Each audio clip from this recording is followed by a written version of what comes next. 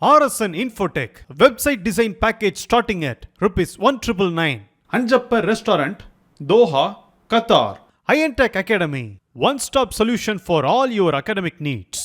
இவர் சமூக அக்கறை, அர்ப்பணிப்பு, சிறந்த பங்களிப்பு நல்கும் அனுபவம் வாய்ந்த சமூக சேவகர். இந்தியாவிலும் கத்தாரிலும் அவ்வப்போது மக்களுக்கு தேவைப்படும் நிவாரணம், ஆறுதல்களை தொடர்ந்து அளித்து வருபவர்.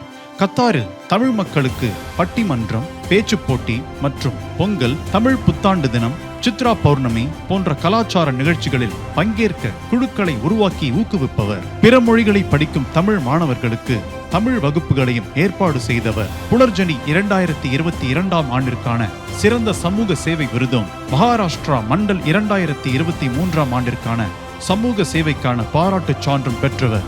2023 தமிழ்மகன் அவார்ட்ஸின் நம்பிக்கை தமிழன் விருதை பெற்றவர். இந்திய கலாச்சார மையத்தின் பொதுச் செயலாளராக தேர்வான முதல் தமிழர் என்ற பெருமைக்குரியவர். திரு மோகன்குமார் துரைசாமி அவர்களே நேர்காணல் செய்வதில் பெருமகிழ்ச்சி கொள்கிறது. RSN Inspiration Hub.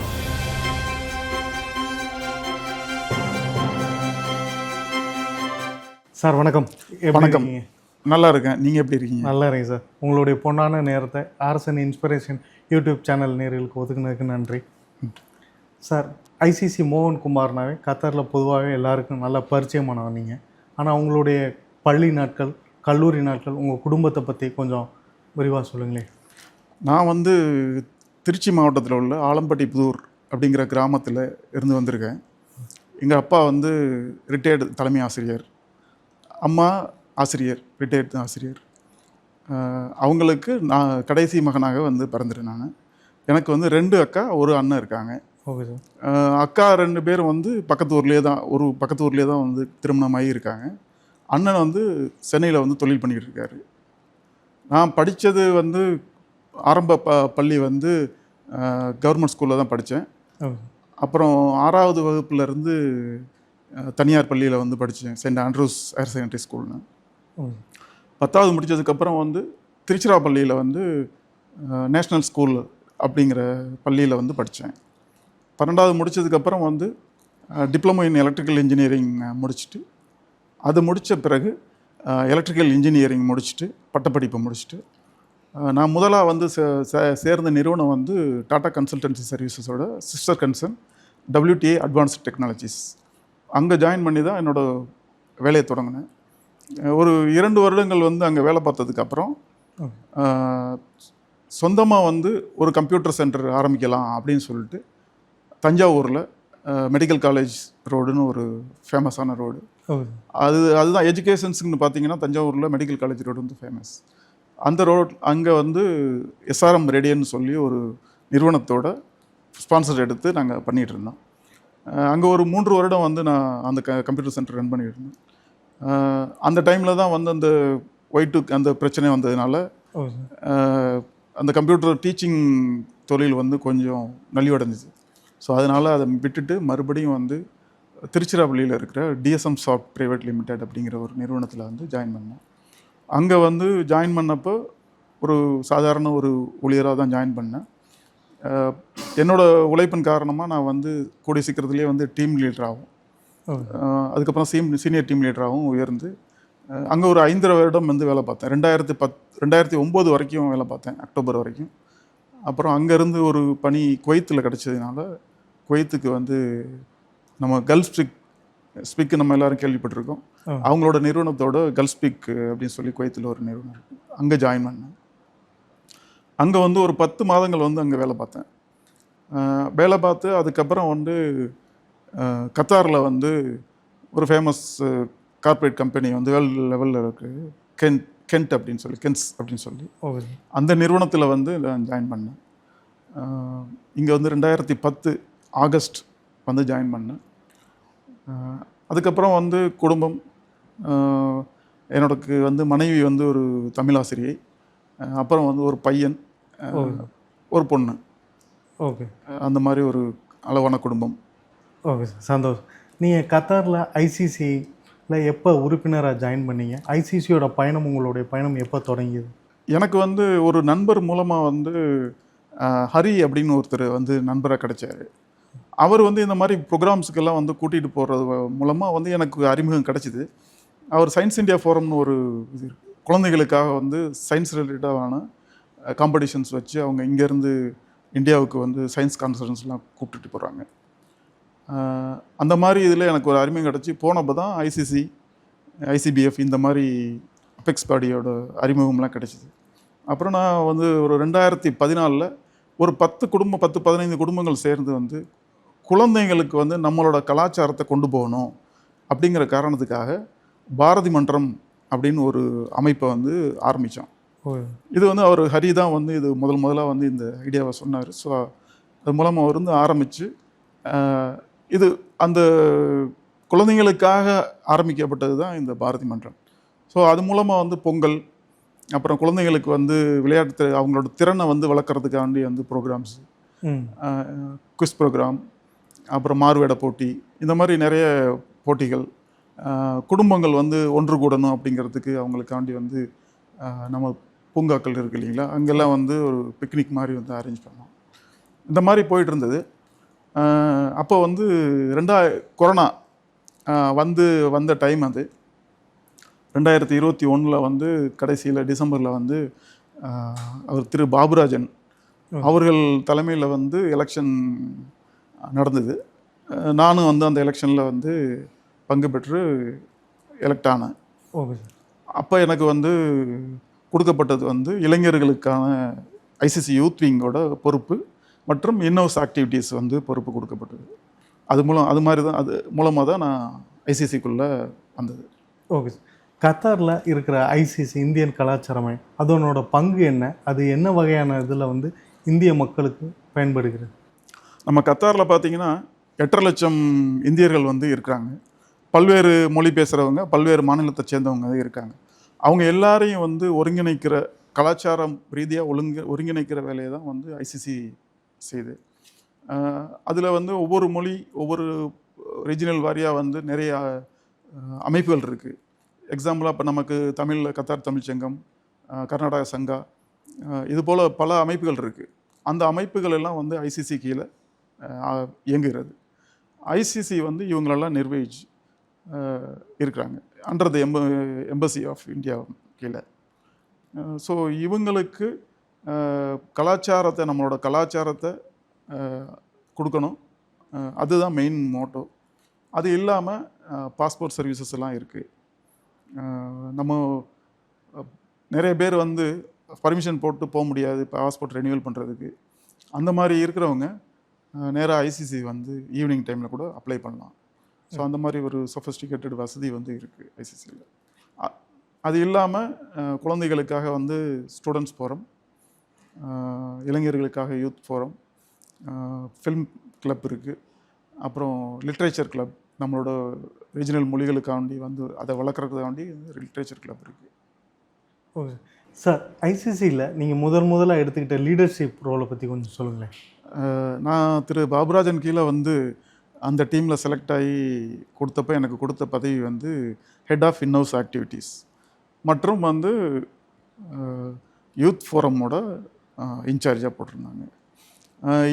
இன்னோஸ் ஆக்டிவிட்டீஸ் அப்படிங்கிறப்ப என்னென்னா, அங்கே உள்ள டான்ஸ் கிளாஸ், கராத்தே கிளாஸ், கலரி, இது போன்ற வகுப்புகள் வந்து நடக்குது. அதுதான் வந்து மேஜர் என்னோட ரோல் பார்த்துக்கிறது. ஸோ அதில் பார்த்தீங்கன்னா, அப்போது நாங்கள் தேர்ந்தெடுக்கப்பட்டு அப்போ தான் வந்து கொரோனா வந்து வந்துட்டு போய் கொஞ்சம் வந்து ரிலீஃப் ஆன காலம். ஸோ அந்த டைமில் வந்து நாங்கள் ஃபஸ்ட்டு இனிஷியலாக வந்து ஆன்லைன் கிளாஸஸ் வந்து ஸ்டார்ட் பண்ணோம். ஆன்லைன் கிளாஸஸ் வந்து ஸ்டார்ட் பண்ணி போயிட்டு இருந்துச்சு.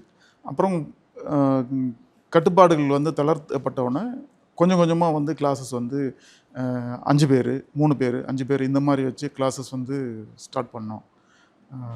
பாதி பேர் வந்து கிளாஸஸ் இங்கே ஐசிசிக்கு வந்து பண்ணுற மாதிரியும், பாதி பேர் வந்து வீட்டில் இருந்தே வந்து ஆன்லைன் கிளாஸில் பண்ணுற மாதிரியும் அந்த மாதிரி ஆரம்பித்தது. அப்புறம் ப்ரோக்ராம்ஸ் கொஞ்சம் கொஞ்சமாக ஆரம்பித்தோம். நம்ம சட்டத்திட்டத்தின்படி எவ்வளோ பேரை வந்து அனுமதிக்க முடியுமோ அவ்வளோ பேரை வச்சு ப்ரோக்ராம்ஸை வந்து ஆரம்பித்தோம். நீங்கள் முதல்ல ஐசிசியில் லீடர்ஷிப் எடுத்து நீங்கள் என்னென்ன மாதிரி ப்ரோக்ராம்லாம் நீங்கள் தலைமையேற்று செஞ்சீங்க? நான் யூத் விங்கோட இன்சார்ஜ் இருந்ததுனால வந்து யூத் விங்குக்கு ஒரு அவங்களோட என்டர்ப்ரினர்ஷிப் வந்து டெவலப் பண்ணுன்னு சொல்லி ஒரு ப்ரோக்ராம் வந்து பண்ணோம். அந்த ப்ரோக்ராம் வந்து நம்ம தமிழில் வந்து சிறில் ஆனந்த்னு சொல்லி ஒரு நிர்வாகத்தில் சிஇஓவாக இருக்கார். அவர் தான் வந்து அந்த எப்படி வந்து தொழில் அதிபர் ஆகலாம், அவங்க அதுக்கு முன்னாடி அவங்களோட ஒர்க் அவுட் என்னென்னலாம் பண்ணணும் அப்படின்னு சொல்கிற மாதிரி அந்த ஒரு ஒர்க் ஷாப் வந்து பண்ணோம். அந்த கொரோனா காலத்தில் நாங்கள் இதை எடுத்தோன்னே என்னோடய இன்னோஸ் ஆக்டிவிட்டீஸில் டான்ஸ் கிளாஸஸ்ஸு, கராத்தே கிளாஸஸ்லாம் இருக்குது. இந்த மாதிரி கிளாஸஸ் வந்து கொரோனா கொஞ்சம் தளர்வு ஏற்பட்டதுக்கப்புறம் நம்ம வந்து 1-2 பிள்ளைங்கள் வந்து கிளாஸஸ் வந்து ஆன்லைன் கிளாஸஸ் கொஞ்சம் பேர் வந்து ஐசிசியில் வந்து பண்ணுற மாதிரி பண்ணோம். கட்டுப்பாடுகள் என்னென்ன, அரசாங்கத்தோட கட்டுப்பாடுகள் என்னென்னவோ அதுபடி. அப்புறம் கொஞ்சம் கொஞ்சமாக வந்து தளர்வுகள் நல்லா இதானதுக்கப்புறம் கிளாஸஸ் வந்து ஃபுல் ஃப்ளெட்ஜாக வந்து ஸ்டார்ட் பண்ணோம். மற்றபடி என்ன சேலஞ்சஸ்னால், கொரோனா முடிஞ்சு திரும்ப எல்லோரும் வந்து வரும்போது பேசேஜ் டு இந்தியா பெரும்பாலான மக்கள் வந்து கூடுற மாதிரி ஒரு ப்ரோக்ராம் வந்து எம்ஏஏ பார்க்கில் வந்து பண்ணோம். அந்த ப்ரோக்ராமில் என்னோடய ரோல் என்னென்னா டிரான்ஸ்போர்ட் இன்சார்ஜாக நான் இருந்தேன். டிரான்ஸ்போர்ட்டுனா ஒரு 10,000 பேர் வர்ற ப்ரோக்ராமுக்கு நம்ம வந்து ஏற்பாடு பண்ணியிருந்தது எஃப்எஃப்சியில் இருக்கிற அங்கேருந்து பஸ்ஸு வந்து நம்ம ட்ரிப் பண்ணி எம்ஏஏ பார்க்குக்கு கொண்டு வந்துடணும். திருப்பி அங்கேருந்து வந்து அவங்கள கூட்டிகிட்டு போய் எம்ஏஏ பார்க்கு இந்த மாதிரி இது. மற்றும் அங்கே வந்து இருக்கிற பார்க்கிங்ஸ் வந்து செலக்டட் பர்சன்ஸுக்கு மட்டும் விஐபிஸ்க்கு அலோகேட் பண்ணணும். இதுதான் என்னோடது. நான் நடந்த 2 நாள் நடந்த ப்ரோக்ராமில் 2 நாள் நான் விழா நடந்த இடத்துக்கு போகல. நான் முழுவதும் இருந்து வந்து அந்த பார்க்கிங் ஏரியா, அந்த டிரான்ஸ்போர்ட்டு இருந்த ஏரியாவில் முழுசாக வந்து இருந்து அங்கே எந்த டிராஃபிக்கும் ஏற்படாமையும் நம்ம மக்களையும் வந்து கரெக்டாக கொண்டு சேர்க்கிறது பணியை வந்து சிறப்பாக செஞ்சதுனால என்னை வந்து முதன்மை அதிகாரி திரு சேவியர்ஸ் அவர்கள் வந்து பாராட்டு விழா நடந்தபோது ரொம்ப பெருமையாக சொல்லி பாராட்டினார். தமிழராக ஐசிசியில் முதல் ஜெனரல் செக்ரட்டரியாக நீங்கள் தான் தேர்ந்தெடுக்கப்பட்டிருந்தீங்க. அதோட அனுபவம், அதில் நீங்கள் தலைமையேற்று நடத்திய விழாக்கள், அதை பற்றி கொஞ்சம் சொல்லுங்கள். அந்த பேசேஜ் டு இந்தியா சொன்னேன் இல்லைங்களா, அந்த இதோட சேர்மன் வந்து திரு மணிகண்டன் அவர்கள். அவர் ஒரு நல்ல தலைவர். இந்த கத்தாரில் எடுத்துக்கிட்டிங்கன்னா நம்ம இந்தியாவில் வந்து நல்ல தலைவர். அவர் வந்து அதில் சேர்மனாக இருந்து என்னோட பங்களிப்பை பார்த்துட்டு அடுத்த எலெக்ஷனில் வந்து நான் நின்று ஜெயிச்சு வந்தப்போ அவர் எனக்கு வந்து அந்த ஒரு பொறுப்பு வழங்கினார். ஜென்ரல் செக்ரட்டரியான பொறுப்பு கொடுத்தாரு. அதுக்கப்புறம் வந்து என்னால் முடிந்த அளவு நான் வந்து திறமையாக செயல்பட்டேன். மறுபடியும் ஏன் வர முடியலன்னா, ஐசிசியில் வந்து ஒரு ரூல் இருக்குது. என்னென்னா கன்சிக்யூட்டிவாக வந்து 2 டேர்ம்ஸ் தான் வந்து சர்வ் பண்ண முடியும். அதுக்கப்புறம் வந்து பிரேக் விட்டுட்டு தான் வந்து சர்வ் பண்ண முடியும். நீங்கள் ஐசிசியில் ஜென்ரல் செக்ரட்டரியாக இருக்கும் பொழுது தான் நம்மளுடைய பாரத பிரதமர் நரேந்திர மோடி அவர்கள் கத்தார் வந்திருந்தாங்க. அப்போ நீங்கள் நடத்திய விழா, ஃபங்க்ஷன், அவரை சந்தித்த தருணங்கள் எப்படி இருந்தது?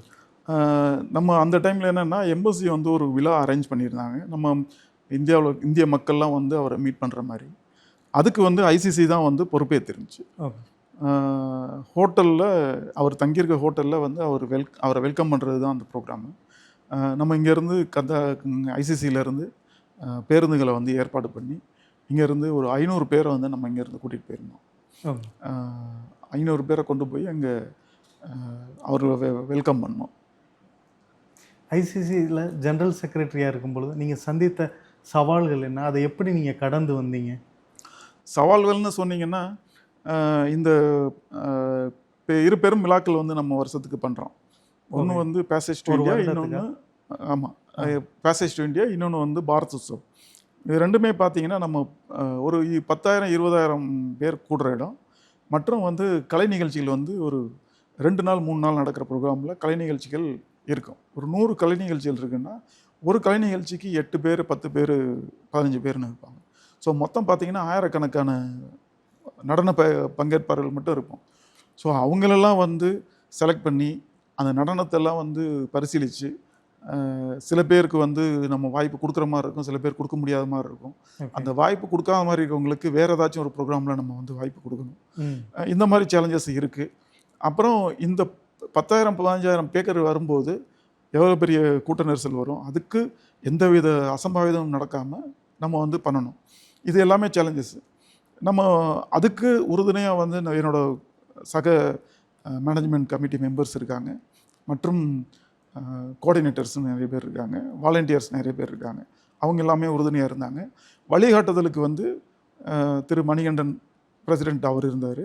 அப்புறம் அந்த ப்ரோக்ராமோட சேர்மனாக திரு PN பாபுராஜன் அவங்க இருந்தாங்க. மற்றும் நம்ம இந்தியன் எம்பசியோட அஃபிஷியல்ஸ் இவங்களோட வழிகாட்டுதலோட சிறப்பாகவே பண்ணோம். இன்னும் சொல்லப்போனால் நம்ம அரசாங்க அதிகாரிகள் வந்து நம்ம இந்திய விழாக்களில் எந்தவித அசம்பாவிதம் இல்லாமல் நடக்கிறதுனால அதுவே ஒரு நல்ல பேராக இருக்குது நம்ம இந்தியன் கம்யூனிட்டிக்கு. ஓகே. கத்தாருக்கு வந்து நம்ம இந்திய துணை குடியரசுத் தலைவர்கள்லாம் வந்திருந்தாங்க. அப்போ அவங்களுக்கு நீங்கள் என்ன மாதிரியான ஐசிசியிலேருந்து வரவேற்பு அளிச்சிருந்தீங்க? துணை குடியரசுத் தலைவர் திரு ஜெகதீப் தன்கர் அவர் வந்திருந்தப்போ வந்து விழா வந்து அரேஞ்ச் பண்ணியிருந்தது வந்து DPS MAS ஸ்கூலோட ஆடிட்டோரியமில் அரேஞ்ச் பண்ணியிருந்தாங்க. இது வந்து எம்பசியோட ப்ரோக்ராம். அதை வந்து ஐசிசி தான் வந்து மேலாண்மை எடுத்து பண்ணோம். அந்த ப்ரோக்ராமோட நிகழ்ச்சி நிரல் மற்றும் அதுக்குரிய டான்ஸ் ப்ரோக்ராம்ஸு, அப்புறம் அதுக்கு வந்து சாப்பாடு ஏற்பாடு, இது எல்லாமே வந்து இந்தியன் கல்ச்சுரல் சென்டர் தான் பண்ணது. அவங்க தூதர அதிகாரிகளோட உத்தரவின் பேரில் வந்து சிறப்பாக பண்ணி முடித்தோம். ஓகே. இந்தியாவிலேருந்து பல்வேறு தலைவர்கள், பல மாநில தலைவர்கள்லாம் வந்துருவோம். அதில் நீங்கள் சந்தித்த மிக பெரும் தலைவர், அவர் மறக்க முடியாத தருணங்கள்லாம் எந்த தலைவரை பற்றி சொல்லுங்கள்? நீங்கள் சொல்கிறத படி பார்த்தோம்னா நம்ம இப்போ கரண்ட்டு வெளியுறவுத்துறை இணை அமைச்சர் கீர்த்தி வர்தன் சிங் அவர் வந்திருந்தார். அவர் வந்துட்டு நம்ம ஐசிசியோட பங்களிப்பை பார்த்துட்டு சிறப்பாக வந்து வியந்து பாராட்டிட்டு போனார். அதுவும் எஸ்பெஷலி வந்து பாஸ்போர்ட் சர்வீசஸை வந்து எப்படி இயங்குது என்னன்னு சொல்லி பார்த்துட்டு, இது வந்து உலகத்திற்கே ஒரு முன்மாதிரியான அமைப்புன்னு சொல்லி பாராட்டிட்டு போனார். அது வந்து மறக்க முடியாத தருணம். Okay sir. இப்போ ஐசிசியில் வந்து என்ன மாதிரியான சர்வீசஸ் எல்லாம் கொடுக்குறீங்க? ஐசிசியில் வந்து பார்த்திங்கன்னா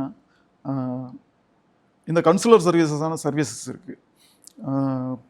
நம்ம பாஸ்போர்ட் ரெனிவலுக்கு வந்து பண்ணலாங்க. அப்புறம் போலீஸ் கிளியரன்ஸ் சர்டிஃபிகேட் வந்து அங்கே அப்ளை பண்ணலாம். இப்போ சில பேர் வந்து பார்த்திங்கன்னா காலையில் போய் எம்பசியில் அப்ளை பண்ண முடியாது, அவங்களால பர்மிஷன் எடுக்க முடியாது. அப்படி பர்மிஷன் எடுத்தால் அந்த ஒரு நாள் சம்பளம் போகும்படி எம்ப்ளாயீஸ்லாம் இருக்காங்க சில பேர். ஸோ அவங்களுக்காக என்னென்னா, நம்ம வந்து ஈவினிங் டைம்லேயும் வந்து ஒர்க் ஆகுது கன்சுலர் சர்வீசஸ் ஐசிசியில், ஃப்ரைடேவும் இருக்குது. ஸோ அவங்க வந்து அவங்க கன்வீனியன்ட்டுக்கு ஈவினிங் வந்து வேணால் அப்ளை பண்ணலாம், இல்லை வந்து வெள்ளிக்கிழமையில் வந்து அவங்க அப்ளை பண்ணலாம். ஸோ அது ஒரு சேவையாக வந்து ஐசிசி வந்து பண்ணிகிட்ருக்கு. ஓகே. நீங்கள் ஐசிசியில் இருக்கும்போது தமிழ் மக்களுக்கு என்ன மாதிரியான சேவைகள் நீங்கள் பண்ணுவீங்க? நான் இருந்தப்போ வந்து சில பேர் வந்து எமர்ஜென்சியாக ட்ராவல் பண்ணணும். அவங்க பாஸ்போர்ட் அப்ளை பண்ணியிருப்பாங்க, எமர்ஜென்சியாக ட்ராவல் பண்ணணும், திடீர்னு வந்து கேட்பாங்க. ஸோ அப்போ வந்து தூதர அதிகாரிகளை வந்து காண்டாக்ட் பண்ணி இம்மிடியட்டாக வாங்கி கொடுத்துருக்கோம் பாஸ்போர்ட்டை. அப்புறம் சில பேர் வந்து இறந்துருப்பாங்க, அவங்க பாடியை ஊருக்கு அனுப்புறதுல நம்ம கொஞ்சம் பங்களிப்பு பண்ணியிருக்கோம். ஐசிசியில் வந்து எத்தனை அமைப்புகள், இந்திய அமைப்புகள் உள்ளன? இப்போ நான் முன்னே சொன்ன மாதிரி நம்ம மொழி வாரியாக பார்த்தீங்கன்னா ஒரு 90 அசோசியேஷன்ஸ் வந்து அண்டர் த ஐசிசி இருக்குது. இவங்க மூலமாக அதுக்கு கீழே பார்த்தீங்கன்னா ஒரு ஆர்கனைசேஷன் எடுத்துக்கிட்டிங்கன்னா ஒரு லட்சம் பேர் வந்து கனெக்டடாக ஐசிசியில் இருக்காங்க. ஒவ்வொரு அசோசியேஷன்லேயும் மெம்பர்ஸ் இருப்பாங்க. அதெல்லாம் கணக்கு பண்ணி பார்த்தீங்கன்னா ஒரு லட்சம் பேர் வந்து இருக்காங்க. இப்போ ஐசிசியின் கீழ் நம்ம தமிழ் அமைப்புகள் எத்தனை இருக்குன்னு? ஐசிசி கீழே தமிழ் அமைப்பு வந்து ஒரு அமைப்பு தான் இருக்குது, கத்தார் தமிழ் சங்கம். மற்றும் வந்து பாரதி மன்றம் வந்து ஒரு சமன்வயம்ங்கிற அமைப்பின் கீழே வந்து இருக்குது. இப்போ 2 அமைப்பு வந்து தமிழ் அமைப்பு. இப்போ புதுசாக ஒரு அமைப்பு வந்து ஐசிசியில் சேரணும்னா நீங்கள் என்னென்ன மாதிரியான வழிகாட்டுதல் வந்து மேற்படுத்துவீங்க? அவங்களுக்கு வந்து ஃபில் பண்ணி ஒரு ஃபார்ம் இருக்குது, அதை ஃபில் பண்ணிவிட்டு அப்ளை பண்ணணும். அந்த அப்ளிகேஷனை வந்து ஐசிசி மேலாண்மை குழு வந்து பரிசீலித்து அதை வந்து அப்ரூவ் பண்ணி எம்பசிக்கு அனுப்புவோம். அதை அம்பாசிடர் வந்து அப்ரூவ் பண்ணதுக்கப்புறம் அது ஒரு அசோசியேட்டடாக ஆர்கனைசேஷனாக வந்து அஃபிலியேட் ஆகும். ஓகே. அதுக்கு என்ன மாதிரி நடைமுறைகள் நீங்கள் பின்பற்றுங்க? நடைமுறைனா அவங்க கொடுக்குற அப்ளிகேஷனை வந்து வெரிஃபிகேஷன் பண்ணுவோம். ஓகே. வெரிஃபிகேஷன் பண்ணிவிட்டு குறைஞ்சது வந்து 50 மெம்பர்ஸ் இருக்கணும். ஓகே அவங்களோட டீட்டெயில்ஸ் அட்டாச் பண்ணிவிட்டு அதை நாங்கள் பரிசீலித்து. ஓகே. அவங்க இதுக்கு முன்னாடி எத்தனை ஆண்டுகள் கத்தாரில் இருக்காங்க அந்த மாதிரி ஏதாவது பார்ப்பீங்களா? அந்த மாதிரிலாம் எதுவும் இல்லை. ஒரு அமைப்போட செயல்பாடுகள் அவங்களுக்கு கத்தார் ஐடி இருக்கணும். ஓகே. இந்தியர்கள் கத்தார் ஐடியை வச்சுருக்கணும். ஓகே. ஐசிசியில் வந்து ஒரு வருடத்திற்கு எத்தனை ப்ரோக்ராம் பண்ணுறீங்க? ப்ரோக்ராம்னு எடுத்துக்கிட்டேன்னா நான் இருந்த காலத்தில் வந்து குறைஞ்சது ஒரு 100 ப்ரோக்ராம்னாச்சும் பண்ணுவோம். எவ்ரி வீக் வந்து வெனஸ்டே ஃபியஸ்டா. அப்புறம் வந்து இந்த சுதந்திர தினம் வரும்போது வந்தே பாரத்னு சொல்லி கண்டினியூஸாக வந்து 15 days வந்து ப்ரோக்ராம் பண்ணோம். டெய்லி வந்து ப்ரோக்ராம். நிறைவாக வந்து நம்ம அல்லஹ்லி ஸ்போர்ட்ஸ் கிளப்பில் வந்து ஒரு ப்ரோக்ராம் பண்ணோம். அது வந்து சுதந்திர தினத்தை முன்னிட்டு ஒரு 15 நாள். அப்புறம் நம்ம இந்தியா கத்தார் 50 years டிப்ளமேட்டிக் ரிலேஷன்ஸை வச்சு ப்ரோக்ராம்ஸ் பண்ணோம். அப்புறம் அந்த ஃபிஃபா வேர்ல்டு கப் அப்போது லுசைலில் வந்து ஒரு கேலரி அமைச்சிருந்தாங்க. அங்கே வந்து இந்தியன் கேலரியில் நம்ம தினமும் வந்து ஒரு 20 நாளைக்கு வந்து தினமுமே ப்ரோக்ராம் பண்ணாங்க. நம்ம இந்தியாவிலேருந்து வந்து டான்சர்ஸ் வந்து பெர்ஃபார்ம் பண்ணாங்க அங்கே. சார், நீங்கள் ஜென்ரல் செக்ரட்டரியாக இருக்கும்போது மிகப்பெரிய ஈவெண்ட் பேசேஜ் ஆஃப் இந்தியா, இது ஒரு பெரிய ஈவெண்ட்டு. ஒரு இந்தியானா நாங்கள்லாம் ப்ரௌட் பண்ணுவோம். இதில் வந்து நீங்கள் ஜென்ரல் செக்ரட்டரியாக இருக்கும்போது எந்த மாதிரியான பங்களிப்பு அனுப்பிச்சிருந்தீங்க? எப்படி மக்களையெல்லாம், இந்திய மக்களையெல்லாம் ஒருங்கிணைத்து கொண்டு போனீங்க இந்த விழாவை? சரியாக கேட்டிங்க. பேசேஜ் டு இந்தியாங்கிறது வந்து ஒரு 20,000 பேர் தினமும் வந்து கூடக்கூடிய ஒரு நிகழ்வு. இது வந்து நம்ம பேசிக்காக வந்து எம்ஐஏ பார்க்கில் தான் வந்து நம்ம பண்ணுறோம். அவங்களோட பங்களிப்போடு இந்த ப்ரோக்ராம் வந்து நடக்குது. இந்த ப்ரோக்ராம் பண்ணுறதுக்கு ஒரு 2 மாதத்துக்கு முன்னாடியே நாங்கள் அதோட தயாரிப்பு வேலைகளெல்லாம் வந்து தொடங்கிடுவோம். முதல்ல ஆர்கனைசிங் கமிட்டி, அதுக்கப்புறம் வந்து டான்ஸ் ப்ரோக்ராம்ஸ் எல்லாம் வந்து ஸ்க்ரீனிங் பண்ணுறதுக்கு ஒரு கமிட்டி, கல்ச்சுரல் கமிட்டி, இது எல்லாமே போட்டு அந்த ஆர்கனைசிங் கமிட்டி கீழே வந்து ஒரு 300-400 பேர் வந்து வாலண்டியர்ஸு, இதெல்லாமே போட்டு தினமும் வந்து நாங்கள் உட்காந்து அதோட ரிவ்யூ மீட்டிங் கண்டக்ட் பண்ணி அதோட ப்ராக்ரஸ்ஸு இதெல்லாமே வந்து டிஸ்கஸ் பண்ணி தான் நாங்கள் இந்த ப்ரோக்ராம் பண்ணுவோம். ஒவ்வொரு நிகழ்வையும் வந்து நாங்கள் வந்து அதுக்கான முன்பு திட்டமிட்டு நாங்கள் வந்து அதை செயல்படுத்துவோம். டான்ஸ் ப்ரோக்ராமாக இருக்கட்டும், என்னென்ன ஈவெண்ட் பண்ணுறதுங்கிறது, யார் யாரை இன்வைட் பண்ணுறது, அந்த மாதிரி இதெல்லாம் வந்து திட்டமிட்டு அதை வந்து செயல்படுத்துவோம். அதனால தான் வந்து ஒரு அசம்பாவிதம் நடக்காமல் நம்ம வந்து நல்லபடியாக ப்ரோக்ராம் பண்ண முடியுது. இந்த ப்ரோக்ராம் வந்து எல்லா இந்தியர்களும், கத்தாரில் இருக்க எல்லா இந்தியர்களும், எல்லாருமே, இந்தியர்களும் இல்லை எல்லாருமே வந்து கலந்துக்கலாம். ஃப்ரீ. நம்ம ஐசிசி பண்ணுற ப்ரோக்ராம்ஸ்க்கு எதுவும் வந்து காஸ்ட் கிடையாது. ஓகே. எல்லாமே எல்லோரும் வந்து ஃப்ரீயாகவே அட்டன் பண்ணலாம். நீங்கள் வந்து அந்த டான்ஸ் ப்ரோக்ராம்ஸில் பார்ட்டிசிபேட் பண்ணலாலும் அதுவும் பண்ணலாம். நீங்கள் இருக்கிற ஏதாவது ஒரு ஐசிசி கீழே இருக்கிற அசோசியேட்டட் ஆர்கனைசேஷன் ஏதாவது மூலமாக நீங்கள் வந்து பங்கு பெறலாம். ஓகே. ஸோ ஐசிசி கீழே இருக்க அமைப்புகளில் இருக்கிற உறுப்பினர்கள் அவங்க தான் வந்து இதில் வந்து கலந்துக்க முடியும், அப்படியா? அப்படி தான். அது எதுக்காக அப்படின்னா, நம்ம 8 லட்சம் பேர் இருக்கப்போ நம்ம எல்லாருக்கும் வந்து கொடுத்துட முடியாது இல்லைங்களா? ஓகே. ஸோ அதுக்குன்னு ஒரு க்ரைட்டீரியா வைக்கணுங்கிறதுக்காண்டி வந்து நம்ம அசோசியேட்டட் ஆர்கனைசேஷன், அது இல்லாமல் நம்ம ஸ்கூல்ஸ் அட்டன் பண்ணலாம். ஸ்கூல்ஸ் அவங்க ஸ்டூடெண்ட்ஸை வந்து அவங்க பார்ட்டிசிபேட் பண்ணுறாங்க. மற்றும் வந்து ஸ்கில்ஸ் டெவலப்மெண்ட் இது மாதிரி ப்ரைவேட் இன்ஸ்டிடியூஷனும் அதில் வந்து பார்ட்டிசிபேட் பண்ணுறாங்க. ஓ, நீங்கள் பல்வேறு சமூக சேவைகள் செய்துக்கிறீங்க. எப்படி உங்களுக்கு இந்த மீது ஆர்வம் வந்துச்சு?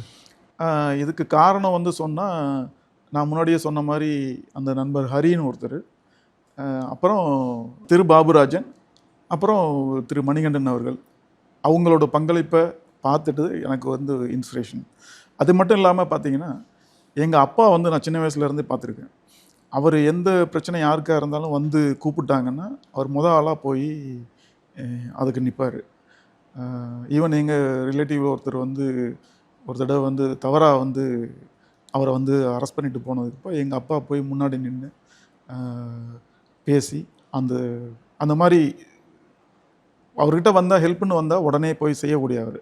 ஸோ அதை பார்த்து வளர்ந்தது அது எனக்கு ஒரு இன்ஸ்பிரேஷன். ஸோ உங்கள் அப்பா கிட்ட இருந்து உங்களுக்கு அந்த இன்ஸ்பிரேஷன்? அதுவும் மற்றும் இங்கே உள்ள தலைவர்கள் அவங்களோட உங்களுடைய சமூக சேவைகளை பாராட்டி 2023 தமிழ் மகன் அவார்ட்ஸ் வந்து சமூக சேவைக்கான விருது, அது எங்கள் எல்லாருக்குமே வந்து கௌரவமாக இருந்தது. நீங்கள் அதை எப்படி எடுத்துக்கிட்டீங்க? எனக்கு வந்து ஒரு சந்தோஷகரமான நிகழ்வு தான் அது. எனக்கும் ரொம்ப மகிழ்ச்சி. என்னோட பங்களிப்பை பார்த்து அதை ரெகக்னைஸ் பண்ணதுனால ரொம்ப சந்தோஷமா இருந்துச்சு. இங்கே குடும்பத்தோட கத்தாரில் இருந்து ஒவ்வொரு நிகழ்வுகளையும் கலந்துக்கிறது ரொம்ப சவாலான, டைம் மேனேஜ்மெண்ட் பண்ணுறது ரொம்ப கஷ்டம். நீங்கள் எப்படி மேனேஜ்மெண்ட் பண்ணி எல்லாத்துலேயும் கலந்துக்கிறீங்க? அதில் வந்து சொல்லணுன்னா என்னோட மனைவியை தான் நாம் பாராட்டணும். ஏன்னா நான் இது வேலை நேரம் முடிஞ்சு இருக்கிற டைமில் முக்கால்வாசி நேரம் வந்து ஐசிசியோட அலுவல்களுக்காண்டி போயிடும். மீதி நேரம் தூங்குகிற நேரம். மற்றபடி எனக்கு குடும்பத்தில் பெருசாக நான் டைம் ஸ்பெண்ட் பண்ணதில்லை. அதை வந்து மேனேஜ் பண்ணி அவங்க தான் வந்து சிறப்பாக வந்து குடும்பத்தை வழிநடத்தினதுக்கு அவங்களுக்கு ஒரு நன்றி. கண்டிப்பாக சார். கத்தாரில் பார்த்தீங்கன்னா நிறைய தமிழ் அமைப்புகள் உண்டு. அதில் நீங்கள் நிறையா பயணிச்சிருக்கீங்க கூட. அந்த மாதிரி உங்களுடைய பயணத்தில் கத்தார் தமிழ் அமைப்புகளை பற்றி கொஞ்சம் சொல்லுங்களேன்.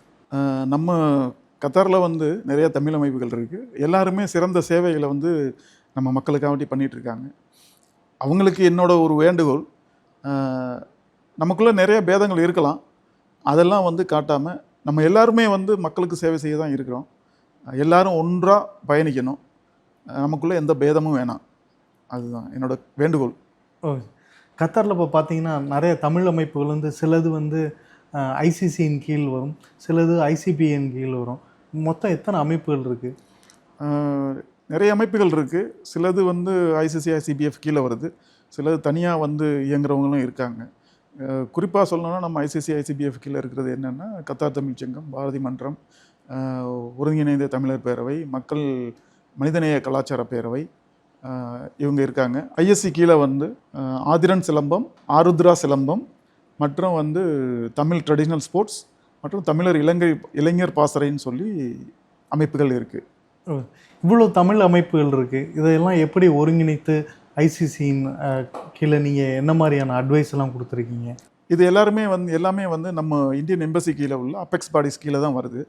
ஸோ அந்தந்த அபெக்ஸ் பாடியோட விதிகளுக்கு உட்பட்டு அவங்க எல்லாருமே நடந்துகிட்டு இருக்காங்க. ஸோ அது எல்லாமே சிறப்பாக வந்து செயல்பட்டுருக்காங்க. நம்ம தமிழ் மக்களுக்கு சிறப்பான பங்களிப்பை பண்ணிகிட்ருக்காங்க. சார், கத்தாரில் நான் வந்து 11 வருஷமாக இருக்கேன். நானும் பல நாட்கள் நினச்சிக்கிருக்கேன் ஐசிசியில் மெம்பர் ஆகணும்னு. அப்படி மெம்பர் ஆகணும்னா என்ன மாதிரியான நெறிமுறைகள் வந்து ஃபாலோ பண்ணணும்? நீங்கள் மெம்பர் ஆகிறது வந்து ரொம்ப ஈஸியானது தான். ஐசிசி அலுவலகத்தில் வந்து ஒரு ஃபார்ம் இருக்கும், மெம்பர்ஷிப் ஃபார்ம். அதை வாங்கி உங்களோட பாஸ்போர்ட் மற்றும் கத்தார் ஐடி காப்பி அட்டாச் பண்ணி அந்த ஃபார்மை ஃபில்லப் பண்ணி 500 கத்தாரி ரியால் வந்து பே பண்ணிங்கன்னா வாழ்நாள் சந்தா உங்களுக்கு வந்து கிடச்சிரும். ஐசிசியில் நான் இப்போ மெம்பர் ஆனால் என்ன மாதிரியான பெனிஃபிட்ஸ்லாம் எனக்கு கிடைக்கும் சார்? என்ன மாதிரி பெனிஃபிட்ஸ்னால், நீங்கள் வந்து ஒரு இந்திய கலாச்சார மையத்தோட ஒரு பங்களிப்பாக இருக்கிறீங்க. மற்றும் நீங்கள் 2 வருஷத்துக்கு ஒருக்க வர்ற எலெக்ஷனில் நீங்கள் ஓட்டு போடலாம், நீங்கள் வந்து எலெக்ஷன்லேயும் வந்து நிற்கலாம். மற்றும் என்னன்னா, நீங்கள் ஐசிசியில் இருக்கிற கிளாஸஸ் வந்து dance classes, karate classes, music கிளாஸஸ்லாம் வந்து உங்களுக்கு வந்து டிஸ்கவுண்டட் ரேட்டில் நீங்கள் ஜாயின் பண்ணலாம்.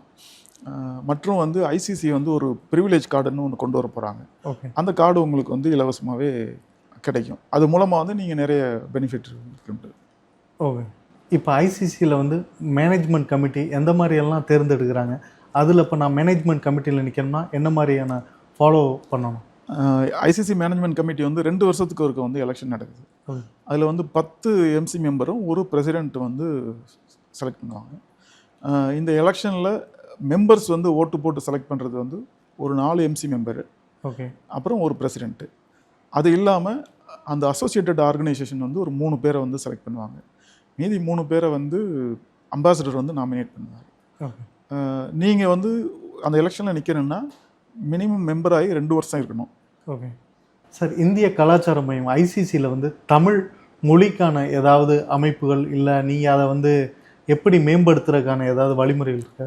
நம்ம என்னன்னா ஐசிசியில் லிட்ரேச்சர் கிளப்னு சொல்லி இருக்குது. அதில் என்னென்னா நீங்கள் தமிழ், மலையாளம், தெலுங்கு, மராட்டி, ஹிந்தி இந்த மாதிரி முக்கியமான மொழிகளுக்கு லிட்ரேச்சர் கிளப் இருக்குது. அந்த இதில் வந்து இலக்கியங்களை வந்து நம்ம வந்து குழந்தைங்களுக்கு சொல்லி கொடுத்துட்ருக்கோம். இப்போ வந்து பிரசிடெண்ட் திரு மணிகண்டன் வந்து சொல்லியிருக்காரு, குழந்தைகள் இல்லாமல் இளைஞர்களையும் வந்து அதில் சேர்க்கணும் அப்படின்னு சொல்லியிருக்காங்க.